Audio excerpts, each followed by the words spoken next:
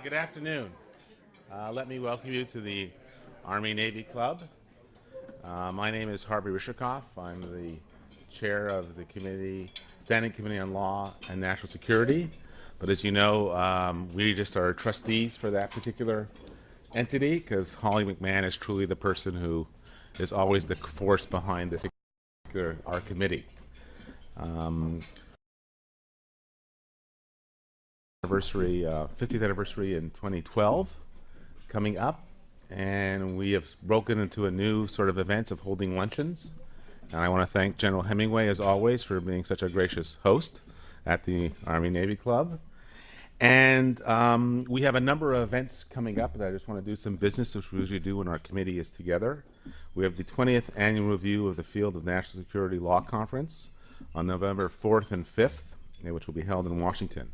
Our opening panel will be general counsels from the key national security agencies and other panels to address issues of legal doctrine, and particularly in cybersecurity, governance of the domestic intelligence world, the national security and environmental change, targeted killing and use of unmanned aerial systems, national security transformation, and the ethical challenges for national security lawyers, which Judge Baker will be involved as one of the major panelists. We also have a keynote remarks by Dr. John Hamre from CSIS. Senator Lindsey Graham will be also attending as one of our speakers, and we have an invitation that we have extended to Dana Priest to talk about the issue of First Amendment and the national security. We also will have our traditional breakfast coming up November 18th, and at that we'll be having Hayes Parks, who's the Senior Associate Deputy General Counsel for International Affairs. And he will be discussing, we hope, the pending publication of the famous manual on the law of war. But we're really here today to listen to Dick Clarke. And we have a series of books that Dick Clarke has written. As he pointed out, I think he's written 5 books in the last couple of years, both fiction, which I very, very highly recommend to you, which is great reading, and nonfiction. But the book issue is something that we have on our committee has been committed to. We have Stuart Baker here, who's just done Skating on Stilts, which is a wonderful text that summarizes part of his public and private career at DHS. We have Susan Ginsburg, whose book on borders and the concept of securing human mobility. And we also have Joe Whitley and Lynn Zussman, whose book on Homeland Security is something that our committee has been very supportive of over the years. In a way, Dick's book, which I will hold up for you, is Cyber War, the Next Threat to National Security and What to Do About It, which is also co-authored with Robert Konecki. And Robert has also done something on the Council on Foreign Relations, Internet Governance in the Age of Cybersecurity. That's also on the Council's website and is now currently just recently joined the Department of Homeland Security. So as you can see, our committee has been dedicated to making public and bringing the perspective of the legal community to these pressing issues that we have facing us in the 21st century. Dick Clarke is quite literally an internationally recognized expert on security, homeland security, national security, cybersecurity, and counterterrorism. He is hard to turn on your television and ABC News and not see Dick giving very thoughtful commentary. He also attends a small school in Cambridge, where he used to teach at the Harvard Kennedy School of Government. Dick has served the last 3 presidents as a senior White House advisor, and over the course of an unprecedented 11 consecutive years of White House service. He's held numerous titles, including Special Assistant to the President for Global Affairs, National Coordinator for Security and Counterterrorism, Special Advisor to the President for Cybersecurity. He has had a very distinguished career prior to those particular positions at the Pentagon, Intelligence Community, State Department. He has served during the Reagan administration. He was Deputy Assistant Secretary of State for Intelligence. During Bush 41, he was Assistant Secretary of State for Political Military Affairs. He's currently in the private sector, and he's a partner in Good Harbor Consulting, and he advises clients on a range of issues. But I would say that the first time I actually met Dick Clarke was during the Clinton administration when I was the Department of Justice and FBI. and Dick was at the National Security Council. And as you know, the Department of Justice, FBI are sort of hard organizations to crack. And there was an amount of respect for Dick and the service that he had performed at the National Security Council, trying to focus the United States government on these critical terrorism issues and the emergence of cyber issues. He was at it, has been at it for a very, very long time. And regardless about how one feels about Dick and the issues that surround Dick, I think it's fair to say this is someone who has devoted the substantial part of his professional life to public service and has always labored in a manner in which he thought that he was doing the best things he could to ensure the stability of the Republic and the security of the Republic. And I think I'd like to have a warm set of applause for Dick, and we thank him for his attendance today, and I look forward to his talk on summarizing the issue of cyber war.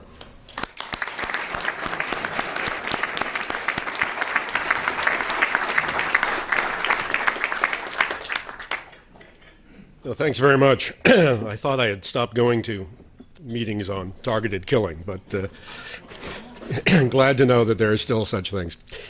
Well, as you know, a week from tomorrow is Stephen Colbert's rally to keep fear alive, a few blocks from here. So as a warm-up to that, I thought I would talk to you about cyber war. There's actually three different phenomenon here, and at the risk of being a little bit pedantic, I think it helps a lot at the outset to define terms. The three phenomenon are cybercrime, cyber espionage, and cyber war. And they are obviously related but distinct, and they all are problems we haven't solved. In fact, problems we haven't come close to solving. 2 weeks ago, the FBI announced arrests of 20 people simultaneously here in the United States and in the United Kingdom who were cybercrime mules. What does that mean? They were largely Russian students here in the United States who had been asked by organized criminals back in Russia to open bank accounts. And large amounts of money would drop into those bank accounts. And their only obligation was then to transfer that money out of their bank accounts in the United States to offshore bank accounts. They were all arrested. The people who actually did the cyber crime that generated the money to go into those bank accounts were not. And they almost never are. Cybercrime is now a multi-billion-dollar enterprise.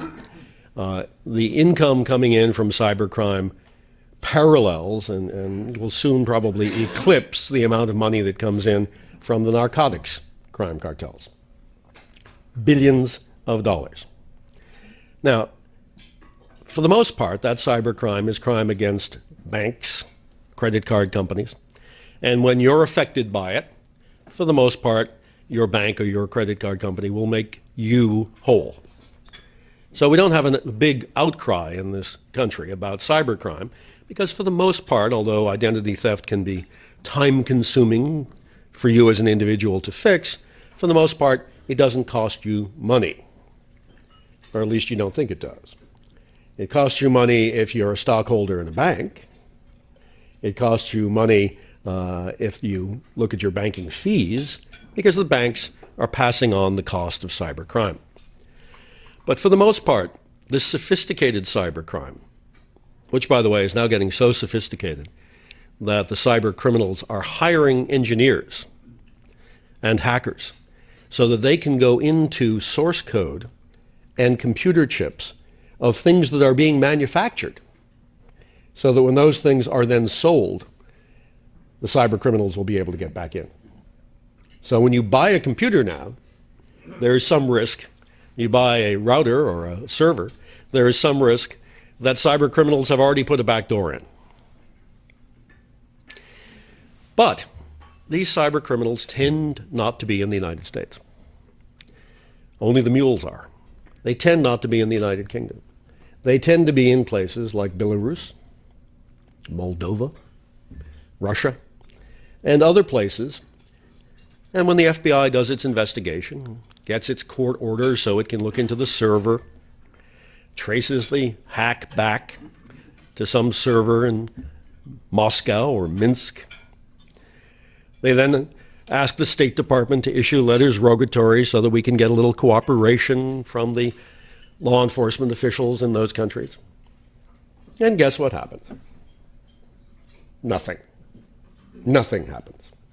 We have, in effect, cybercrime sanctuary countries. Now, why would nice people like the Russians and others create cyber sanctuaries? Cynical people would think that law enforcement and other government officials in those countries are on the take and are getting part of the billions of dollars from the cybercrime activities. Even more cynical people would point out that from time to time, those governments might ask the cyber criminals, who they know, to do them little favors. I'm reminded of the scene in the first Godfather movie when Marlon Brando grants some favor to some supplicant and says to the supplicant, "Someday I will ask you for a favor." Well, I think that happens with cybercrime. You're allowed to do your cybercrime from Russia or Belarus or Ukraine as long as you don't attack in our country, as long as you don't attack in Russia. And then when the Russian government wants to do a cyber war against Estonia, as it did in 2007, or a cyber war against the nation of Georgia, as it did in 2008, well, you know, those attacks on the infrastructure in Georgia and Estonia that crippled the banking system, crippled the telecommunications system, they weren't done by the government of Russia. No, the Russian government says they were done by patriotic hacktivists, who the Russian government, of course, didn't prosecute. So it's convenient for some of these governments to have these people around to do their little dirty work for them in cyberspace. We've had problems similar to this before, where there were countries that were not living up to international standards. We dealt with it. One that comes to mind is money laundering. We had sanctuaries for money laundering, from narcotics, from terrorism, and nations got together and created the Financial Action Task Force. And they established model laws. And they said you need to pass those model laws, and then you need to enforce those model laws. And when islands in the Pacific and islands in the Caribbean didn't, they were then told, if you don't pass those model laws and enforce those model laws, if you continue to be money laundering sanctuaries, the United States and the United Kingdom and Germany and France and Japan will no longer convert your currency. I had the pleasure of calling the Prime Minister of one of those little Caribbean countries and delivering that message. It was kind of fun. Took about 2 weeks to get the Parliament into session and pass the model law. We could be doing things like this with regard to cybercrime sanctuaries, but we're not. We could have sanctions against countries that refuse to cooperate in prosecution of cybercrime. We could limit their access to the rest of cyberspace. We could scan all of the message traffic leaving their countries. We could have an international system to do that. They could pay a price.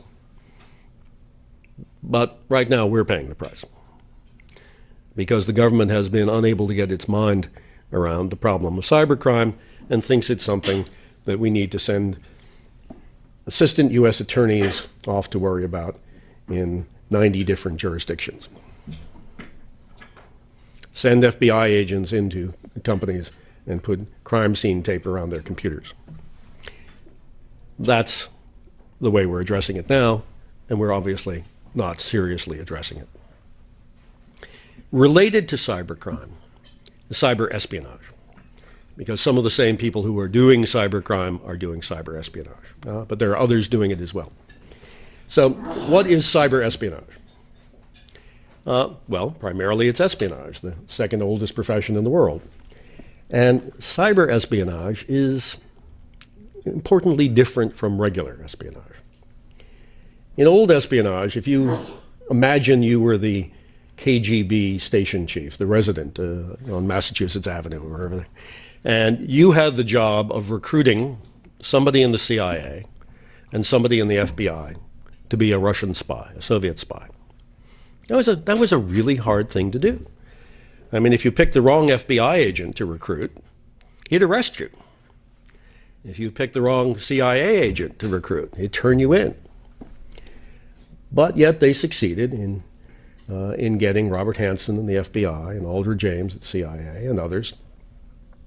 And those people, for money, were traitors to their country and took documents, pieces of paper, in their suit jackets, in their briefcases, out of CIA headquarters, out of FBI headquarters. They went to little parks in Fairfax County and dug holes and put the paper in the ground, dead letter drops. And then the KGB guy from the embassy would come by and dig it up. And eventually little pieces of paper would get into Moscow where they'd be analyzed. Now, there was a lot of risk and a lot of work for very little reward. Well, cyber espionage is different because there's very little risk. You sit back in Moscow or Beijing or wherever, and instead of having your agent break into a file cabinet, you have your hacker break into a server. And you don't get a few pieces of paper. You get petabytes, terabytes of information. I see looks of confusion about those words on some faces. So let's say you get libraries of Congress worth of pieces of paper. You can measure hacks these days in how many libraries of Congress went out the door. And it's not just government sites that are being attacked. It's not just classified information that's being stolen. It's information from companies, information about intellectual property, chemical, pharmaceutical formulas, biotech information, designs of new aircraft. The design of the F-35 was stolen before the F-35 ever flew. It's corporate information. It's corporate information like, what is the new product? When's it coming out? How much is it going to cost? It's corporate information like, what are the other oil companies going to bid to get that big Iraqi oil concession? You may have noticed that 2 weeks before the auction on the last Iraqi oil concession, most of the major oil companies around the world were hacked, except for the Chinese oil company, which won the bid. It happens every day. Cybercrime happens every day. Cyber espionage happens every day. The secret network at the Pentagon has been hacked. The Secretary of Defense's personal computer has been hacked. The Chancellor of Germany's personal computer has been hacked. The head of the British Security Service sent a letter 2 years ago to the CEOs of the 300 largest corporations in the UK. And it said, you must assume that your network has been successfully hacked and your intellectual property has been taken by the government of China. Now, I suggested to Janet Napolitano that perhaps she'd like to write that letter to a few people. Google, you may recall, admitted that it had been hacked by a Chinese entity and that its source code was compromised. What we now know is that Google was right when it said in its press release, we're different from other companies because we're telling you we were hacked. What we now know is that during that one hacking campaign, 3,000 American companies were successfully hacked. So, like the head of the British Secret Service, Security Service, I think we need to say to people, if you have anything of value, any intellectual property, however fleeting in value, if you have formulas, designs, anything of value, It's been taken. It's already gone. This despite the fact that we spend hundreds of millions of dollars every year in this country on antivirus software and on things called firewalls and intrusion detection systems and intrusion prevention systems. None of that stuff is successfully stopping these penetrations. That's cyber espionage. What's the difference then between cyber espionage and cyber war? A few keystrokes. Because if you have penetrated a network in order to collect information, you can then take the next step of engaging in destruction, disruption, or damage. And cyber war, I think, is when a nation state engages in unauthorized penetrations of a network to do disruption, destruction, or damage. Now, a lot of people still think about cyber war in terms of ones and zeros attacking each other on some fourth dimension. Cyber war is actually something that happens in the real world. If you don't believe me, ask the people who are running the Iranian centrifuges. Seems somebody created a very targeted cyber-guided missile and launched it against the Iranian centrifuges. It's called Stuxnet by the media, S-T-U-X-N-E-T. It involved encryption. It involved 4 zero-day attacks. Zero-day attacks are very valuable things in cyber war. They're attack techniques that have never seen the light of day before. This attack used not 1 but 4. It stole certificates from various sites so that it looked authentic. It attacked one kind of software, a Siemens-issued kind of software that runs electric systems, Siemens WinPC, CC. And it did, well, something once it got into those networks. I note that the International Atomic Energy Agency observers say that the centrifuges at Natanz have been operating at a very slow rate since Stuxnet got into the wild. It caused centrifuges to slow down and malfunction. Somebody did that. The United States government admits that it experimentally attacked an electric power grid in Idaho and experimentally got into the control system for the electric power grid and experimentally got into the control for a particular generator and caused that generator to malfunction to the point where it was about to explode before the experiment was stopped. A couple of years ago, I was watching TV and there was an ad that came on. It was a black screen, white words being typed on it. It said, "Sometimes a power blackout is just a power blackout. Sometimes it's cyber war." I'm thinking, who is sponsoring this ad? And then the seal of the United States Air Force appeared.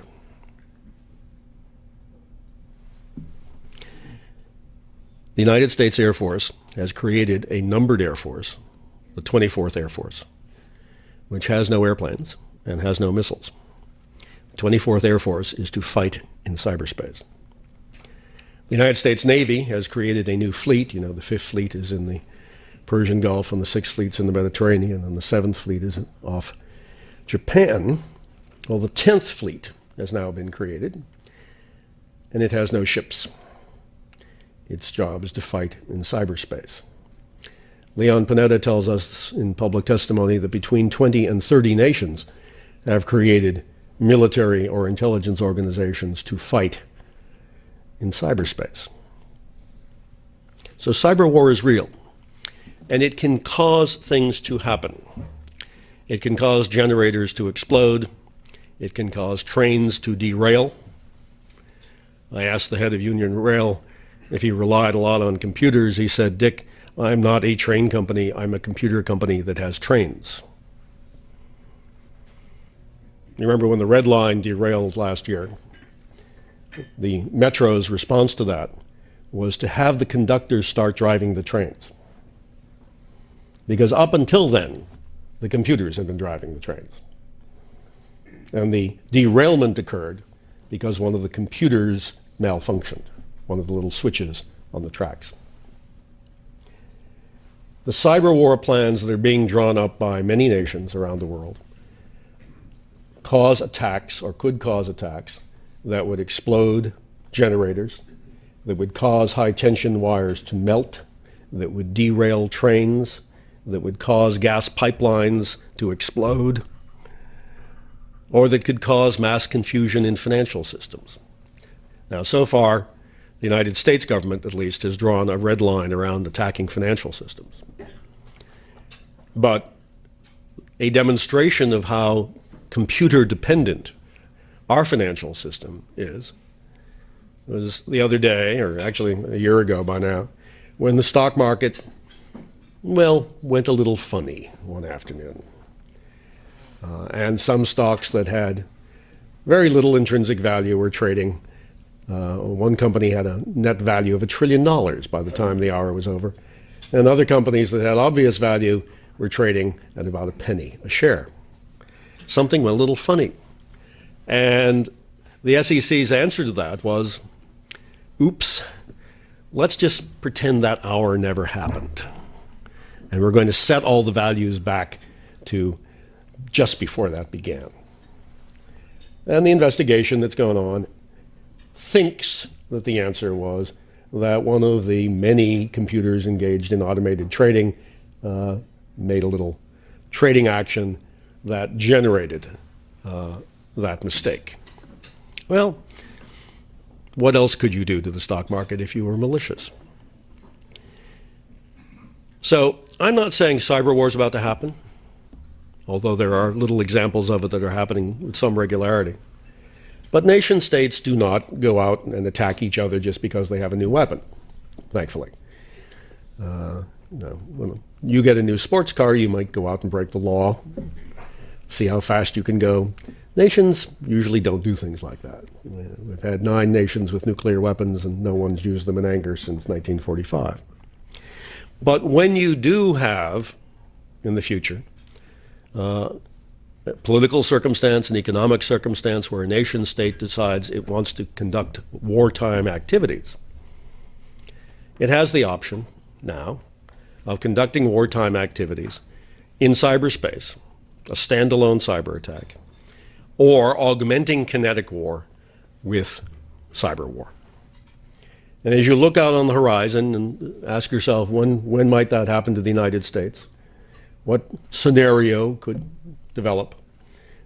Think about what would happen if Israel bombed the Iranian nuclear facilities, or if the United States enforced the last UN Security Council resolution that allows for the inspection of Iranian-bound ships on the high seas.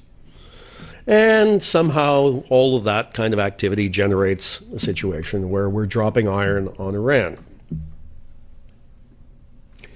Iran would presumably want to do something back here in the United States. And in the past, for them to attack in the United States, they would have had to call on Hezbollah or the Quds Force to do a terrorist attack. But now, in the age of cyberspace, an Iranian cyber force could attack in the United States without ever leaving Tehran or Isfahan or wherever they are. And they could cause the kind of disruption that I've just spoken about, causing key elements of our infrastructure to explode and malfunction. And it's as though our policy is as though we were a football team that believed you only needed an offensive squad. You know, if you think about the Redskins, if they only had an offensive squad. No, not a bad example. I mean a team with a really good offensive squad. Think about the best team in the league with the best offensive squad, but think about them showing up one day without a defensive line. That's kind of the United States. We've got a really good offensive capability in cyberspace. But we do not have the ability to defend this country. It is the policy of this government that the new Cyber Command defends the military. My friends in the Department of Homeland Security are supposed to defend the rest of the government. And somehow the two of them are supposed to provide advice or something to the rest of us. But essentially, the electric power grids, the railroads, the banks, the pipelines, all of the things that would be attacked in a war are on their own. And the government's policy, when you boil it down, says, you guys should really defend yourselves. It's a bit like if in the 1960s we had said to the president of U.S. Steel, the Russians have a lot of bombers. And in the case of a war, they may come and bomb your steel plants in Pittsburgh. So you, U.S. Steel, ought to go out and buy some fighter planes, some air defense missiles to protect yourself. That's what we're saying. That's our policy. All you electric power companies and all you chemical companies, all you refineries, all you train companies, you ought to do more on cybersecurity. We might give you some advice. That's our policy. And in terms of cyber war, what is our national strategy for fighting cyber war? What are the rules of cyber war? We don't have one, as far as I can tell. We don't have a national strategy. And the Pentagon implies that they have one. As far as I can tell, they don't. It's akin to the early 1960s in the arena of strategic nuclear strategy.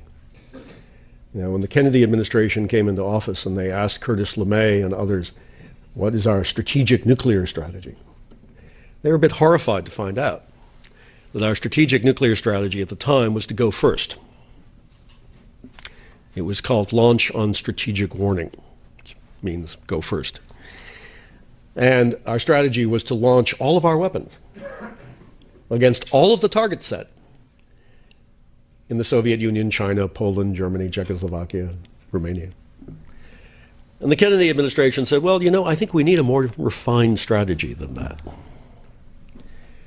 From what I can tell, our policy on cyber war strategy is very similar to the Curtis LeMay strategy for strategic nuclear war. We need a strategy, and we need it publicly discussed, the way the Kennedy administration publicly discussed strategic nuclear strategy. We need congressional review, we need academic participation, and we need to know what the law implications are of cyber war. Are they the same as the laws of armed conflict? Are there things that are off limits? And how can you be sure when you launch a cyber war that it will only hit the target? I talked a little while ago about Stuxnet, which seems to have been targeted on Natanz's centrifuges, but caused an Indian communications satellite to stop working. So there are issues of collateral damage. And finally, let me suggest that when we're thinking about cyber war, we need to think about cyber arms control.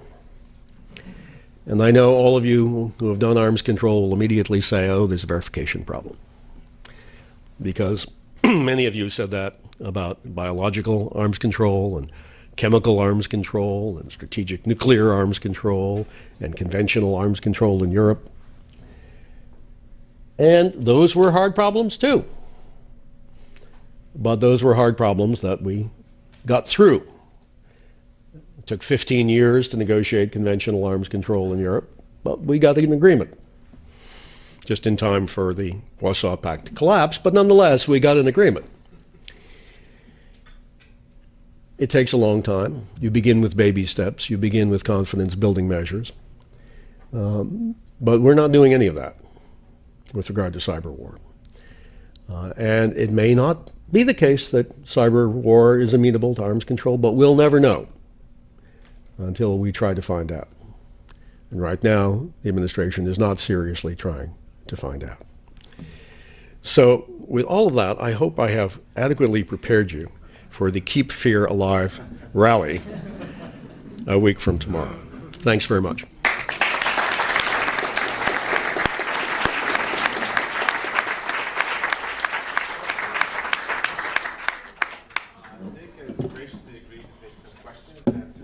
C-SPAN, please wait for the microphone to come. But the microphone's really for the TV audience, so you'll have to project with your particular question.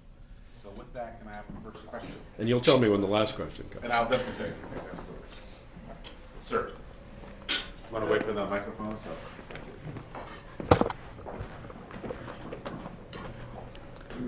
There are some in the military who, probably a very small minority, to think that there actually should be a fifth service: Army, Navy, Marine Corps, Air Force, and cyber.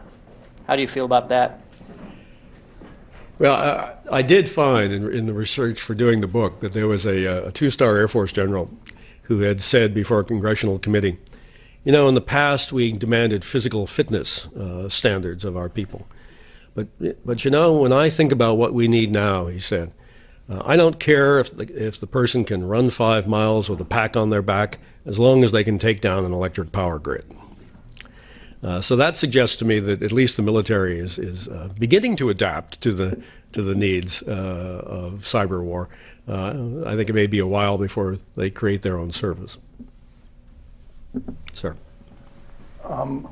With regard to Stuxnet, is there anything that can be learned by the after effects of Stuxnet in terms of what the Iranian response is or is not, or what their capabilities are, and what does that tell us about the risks of an offensive strategy, of whether it's ours, Israel's, whoever, you know, did this? I think there are lessons to be learned from Stuxnet. The first lesson is that a very sophisticated, complex weapon could be made, and I think it's pretty obviously has been made by a nation state and has been used. So when we were writing the book, a lot of this sounded theoretical when we were looking for examples, unclassified examples. We didn't have the perfect one that Stuxnet is. And I think Stuxnet makes the case that nation states are involved in this, that they are doing very sophisticated attacks. But I think Stuxnet also demonstrates that there are problems with collateral damage. This was meant to be a very targeted attack. And if you look at the code, if you decompile the attack, as people have, there are all sorts of things built into the attack so that it doesn't spread. It's almost as though, you know, the code for the attack was reviewed by a legal committee. I was supposed to get a reaction. Suzanne, you have a question. There you go. All right. You talked about the challenges inherent in trying to reach any kind of treaty with regard to cyber war. And I wonder if an additional challenge isn't that there are still significant segments of the government that think that we can and must dominate cyberspace. And yet it seems hard to imagine that any other country is going to enter into a treaty that locks in our supposed dominance of cyberspace. Yeah, I'm glad you used the word dominance, because as you read through the unclassified and I suspect the classified military documents on cyber war, this word dominance keeps reoccurring. What is our objective? Dominance of the domain, dominance of cyberspace. The Navy renamed their organization and the Navy headquarters staff that deals with cyber war the Cyber Dominance Office. I will skip the obvious joke. I think the United States needs, if it's going to enter into international agreements to mitigate the damage that can be done by cyber war, to give up some options. You know, I think international agreements, and particularly arms control agreements, you got to give. You got to accept limits on yourself. And if our policy is in fact what the Navy and others keep saying about dominance, then we won't get an arms control agreement. And this is why I think this is an issue for the President and for the National Security Council, where the military can make their case that they should be unfettered to achieve dominance, if that were something that you thought actually could be achieved. I doubt that it can be.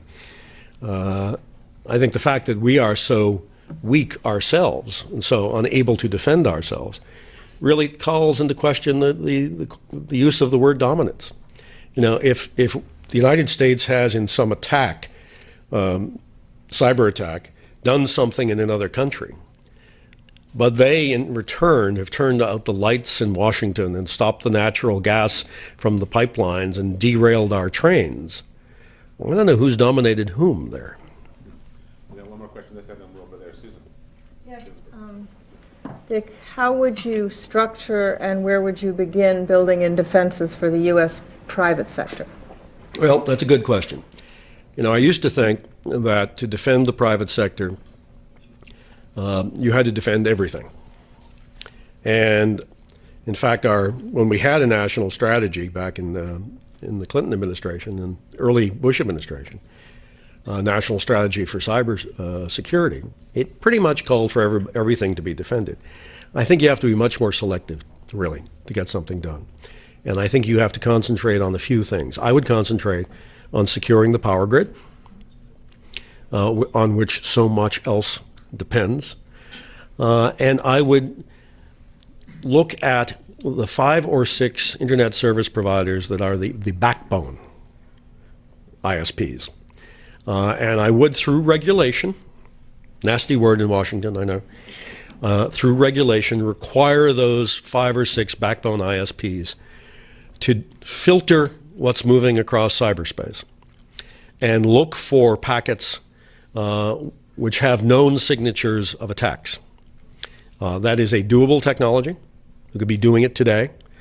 Some of them actually are doing it today, but they do not have the benefit of all of the attack signatures that the government has.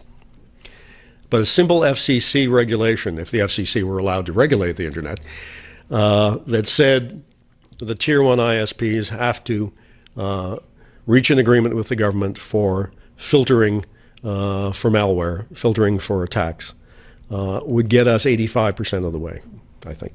So we're going to double team you, Dick, and we have Judge Sessions and Arnaud right here. My question was simply whether or not your book proposes the elements of a plan or the general contents of a plan, and if not, what you think we should do.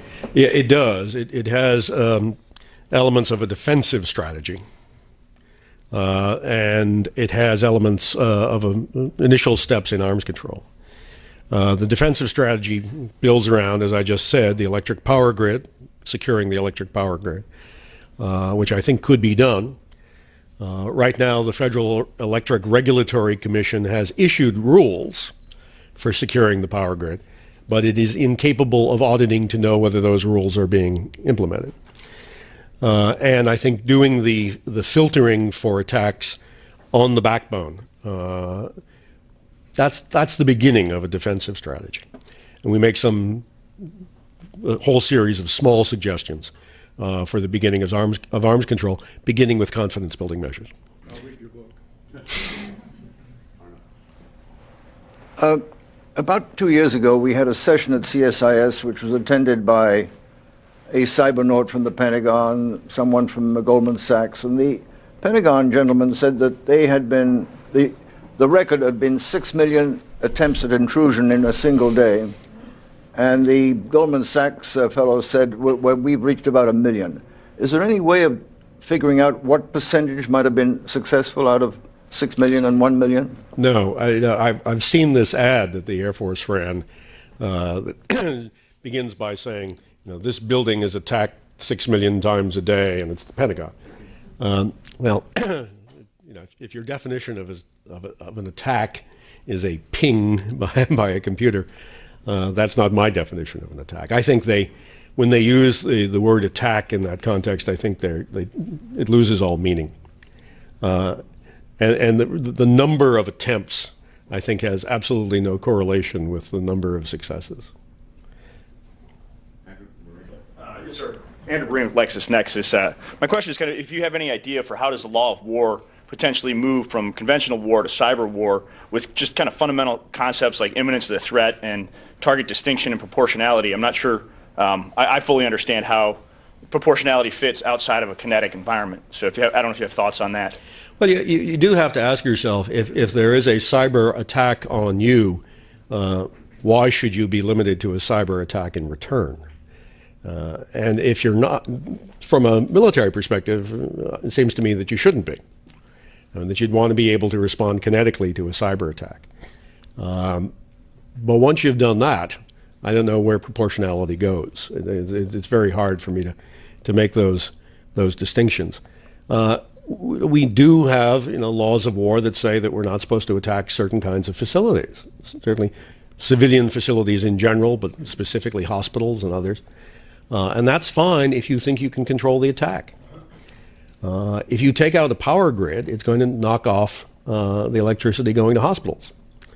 Now, if you're going to try to not do that, I don't know how you take down the power grid. You leave the power grid up, but only the line to the hospital is running.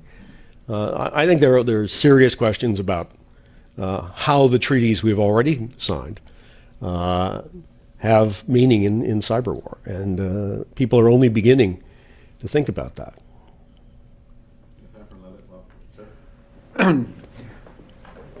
I just came from a discussion in which the legal advisor of one of our allies, close allies, described their national security strategy statement, and it included in the 4 areas that they're concerned about cyber issues. And in outlining 5 challenges facing the international community, he mentioned the growing use of the electromagnetic field. What is that the same thing, or is that? No. There's a whole group of people who think there are electromagnetic weapons out there, and we need to worry seriously about those. And I think they somewhat exaggerate. No, I think the effects, however, can be the same, which is to wipe out computer memory. And the thing that we really haven't all internalized yet, particularly people our age haven't internalized yet, is that everything in our society depends upon computers. And that airplanes now are just a bunch of software. Trains, everything we do all day long, the electric power, the water we get, everything is dependent upon a computer-controlled network. And even though people may tell you that these computer-controlled networks are air-gapped or not connected to the internet or inaccessible for attackers, anytime any cyber war unit or even sophisticated hacker has tried to get in to these air-gapped networks, they have. The Pentagon's secret network, the SIPRNet, supposedly air-gapped, has been penetrated, according to the Pentagon. And the control systems for the power distribution grid, which they say is separate from the internet, people have penetrated by moving from the internet to the corporate intranets of the electric power companies, and from there to the SCADA networks that run the power grid. So the thing we really have to come to grips with is that everything that we do all day long is now dependent upon computer networks operating. And it's not just cyber criminals who are taking advantage of that, and it's not just cyber spies who are taking advantage of that. It is beginning to be militaries who are taking advantage of that. And the defenses we have deployed do not work. Until this country comes to seriously understand that, we will continue to be vulnerable. Thank you so much.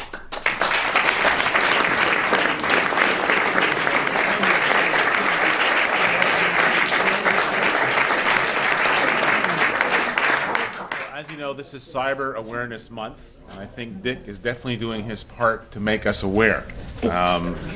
And I think he's raised a number of issues that will give us lots of things to think about. Again, please go to our website, www.abanet.org. www.census.org/natsecurity, where I think this will be up on the web, and also all of our application process for our annual event, our annual convention. But we don't want you to go away empty-handed, because we know how much you like attorneys. So we're giving you the ABA product, which is the U.S. Intelligence Community Law Sourcebook.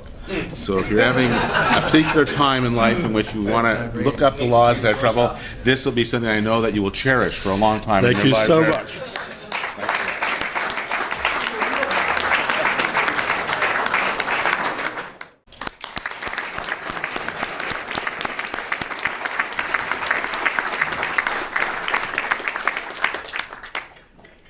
Well, thanks very much. I thought I had stopped going to meetings on targeted killing, but glad to know that there are still such things. Well, as you know, a week from tomorrow is Stephen Colbert's rally to keep fear alive, a few blocks from here. So as a warm-up to that, I thought I would talk to you about cyber war. There's actually three different phenomenon here, and at the risk of being a little bit pedantic, I think it helps a lot at the outset to define terms. The three phenomenon are cybercrime, cyber espionage, and cyber war. And they are obviously related but distinct, and they all are problems we haven't solved. In fact, problems we haven't come close to solving. 2 weeks ago, the FBI announced arrests of 20 people simultaneously here in the United States and in the United Kingdom who were cybercrime mules. What does that mean?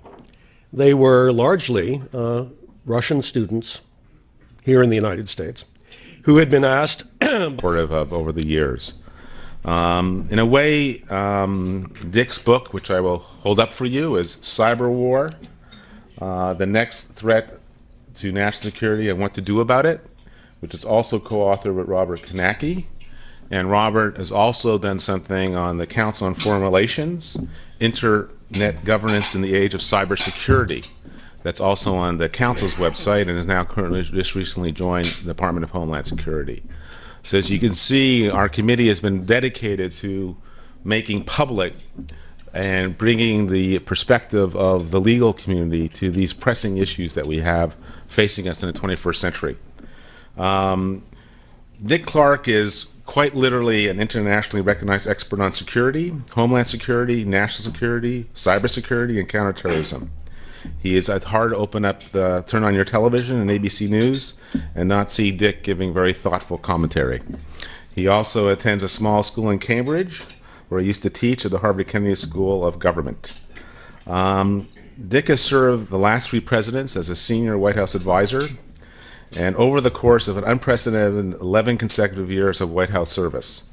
He's held numerous titles, including Special Assistant to the President for Global Affairs, National Coordinator for Security and Counterterrorism, Special Advisor to the President for Cybersecurity.